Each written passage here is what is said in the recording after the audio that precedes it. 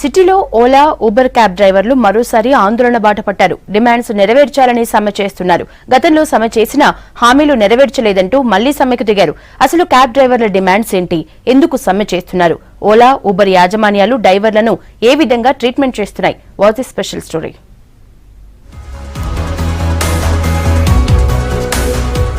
Ola Uber క్యాబ్లు గ్రేటర్లో వేలాదిగా ఉన్నాయి. వీళ్లకు ప్రారంభంలో 10 ట్రిప్పులు టార్గెట్ గా పెట్టేవారు.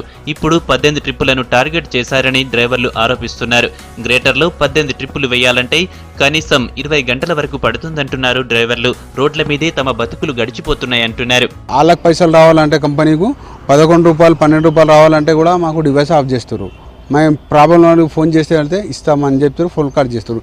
ఎవరికి సమాధానం చెప్తాలని మేము అడిగితే సార్ చెప్తాం, మేము మాట్లాడుతున్నాం. బెంగళూరు వాళ్ళు కట్ చేస్తారు. డైలీ 1000 రూపాయలు 1100 డీజిల్ కట్టుకోవాలి. వాళ్ళకే కట్టుకోవాలంటే మేము ఎలా బతకాలని మేము అడిగితే వాళ్ళు సమాధానం ఇస్తలేరు. బండి నడుస్తలేదు సార్. ఏదైనా డ్రైవర్ చేసుకున్నా కానీ 1500 నెలకు ఒక 15 వేలు వస్తుండే. నేను ఓన్ బండి ఉన్నది కానీ నాకు అసలుకు పైసలు రావట్లేదు అసలు. కానీ ఇప్పుడు అయితే దందా అసలు లేదు. అసలు ప్రాబ్లం అవుతుంది. అసలు బండి అమ్మేతామని అట్లా ఇప్పుడు ఫైనాన్స్ ఇల్లు గడవాలంటే చాలా ప్రాబ్లం అవుతున్నది. రోజుకు 20 గంటలు కష్టపడితే అన్ని కటింగ్లు పోను 2000 కూడా మిగిలవంటున్నారు డ్రైవర్లు. డ్రైవర్ డినైల్ డ్యూటీ కింద లొకేషన్ కు రీచ్ కాకుంటే మినిమం 250 రూపాయలు జరిమానా విధిస్తారని చెబుతున్నారు డ్రైవర్లు. సంపాదించిన దానికంటే ఎక్కువగా జరిమానాలకు పోతున్నాయంటున్నారు. అంటే నేను చేసిన కష్టం అంతా కూడా 1750 రూపాయలు అతని దగ్గరనే పెట్టుకున్నాడు. నాకు డీజిల్కి పైసలు లేని పరిస్థితి. ఇప్పుడు నేను డ్యూటీ చేయాలని అంటే ఇప్పుడు నేను ఎట్లా చేస్తా డ్యూటీ? నాకు ఆ ఇన్సెంటివ్స్ అన్నా రిలీజ్ చేయాలి, లేకపోతే నాకు క్యాష్ ట్రిపుల్ అన్నా ఇవ్వాలి. నేను డీజిల్ పోసుకొని మళ్ళీ నేను డ్యూటీ చేసే రేంజ్లో ఉండాలి కదా. నాకు ఆ అవకాశం ఇవ్వట్లేదు. ఓలా మనీ అని అంటాడు. ఆ ఓలా మనీ కస్టమర్ నుంచి మాకు పైసలు ఎన్ని వేస్తాడో తెలియదు. చాలా ప్రాబ్లం అవుతుంది.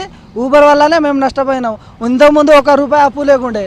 ఊబర్లా నడుస్తుంది, మంచిగా సంపాదించవచ్చు. మంచిగా నెలకు 70,000 మంచిగా జీతం లాగా అదొక లైఫ్ లాగా ఉందని దాని భరోసా మీద బండి తెచ్చినాం. ఆ బండి తెచ్చి ఇట్లనే ఇంకా మొత్తం చెట్ల పాలైపోయినట్టు అయిపోయింది.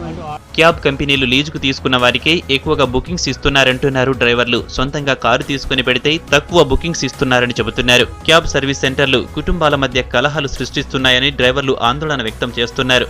బ్యాంకుల్లో వడ్డీలకు డబ్బులు తెచ్చి నగలు కుదువ పెట్టి మరీ కార్లు కొంటున్నామంటున్నారు. రోజుకు 5 నుంచి 600కు మించి సంపాదించలేకపోతున్నామని చెబుతున్నారు. అప్పు చేసి కారు కొన్నాము, ఈఎంఐ కూడా కట్టలేని పరిస్థితిలో ఉన్నది. వీళ్ళు ఇంకా తక్కువ చేసేస్తున్నారు రేట్ మొత్తం. కనీసం కస్టమర్ ఫేర్ అన్నా పెంచాలని అడుగుతున్నాం. వాళ్ళ ఇంట్రెస్ట్లు కట్టలేక అని చెప్పేసి బయటికి వెళ్ళి మేము అప్పులు తెచ్చి మా పిల్లల పుస్తకాల తాళ్ళు అన్నీ గిరివి పెట్టి మేము అప్పులు తెచ్చి కార్లు తీసుకుంటే ఇప్పుడు వస్తే పరిస్థితి ఇది. ఏంది, బుకింగ్లు ఇస్తలేరు, టైం టు టైం బుకింగ్ లేదు. బండ్లు అమ్ముకోవాల్సి వచ్చింది. ఒక బండి అమ్మేసినాం. అప్పుడు ఇన్సెంటివ్ ఇస్తుంటే అది బాగుండే. ఇప్పుడు బూస్టర్ పెట్టాడు, ఎంత కొడితే అంతే వస్తున్నాయి అమౌంట్. ఈఎంఐ కూడా కట్టుకోలేకపోతున్నాం. అప్పులు చేసినాం, 3 లక్షల అప్పులు అయినాయి. ఆ ఊబర్ నేను అమ్ముకొని బండ్లు తెచ్చుకున్నాం. అంతా మోసపోయినాం మేము. కొత్తగా క్యాబ్లు చేర్చుకోవద్దని, ఇన్సెంటివ్లతో పాటు ట్రిప్పులు పెంచాలని డిమాండ్ చేస్తున్నారు.